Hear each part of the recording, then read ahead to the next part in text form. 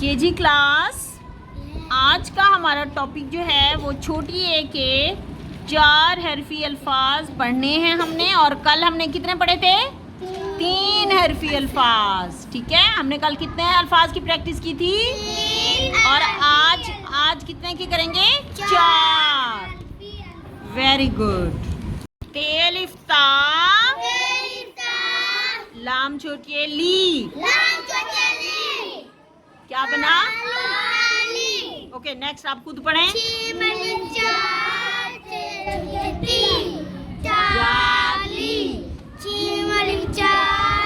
गाफ छोटी ए गी, जागी,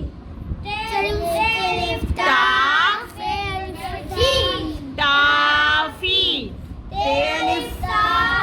जे छोटी ए, वेरी गुड।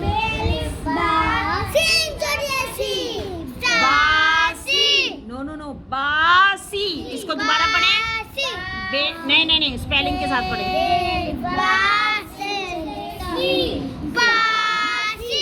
Very good. बे अलिफ बा, सीन छोटी ए। अब हम छोटी ए के 4 हरफी हरूफ को बगैर जोड़ तोड़ के पढ़ेंगे। कैसे?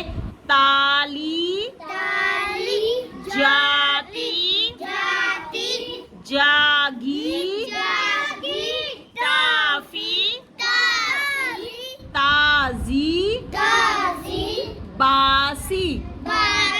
आसान है, मुश्किल है? Very good. चलें, अब सारे बच्चे मुझे ये कॉपी पे राइट करके बताएंगे।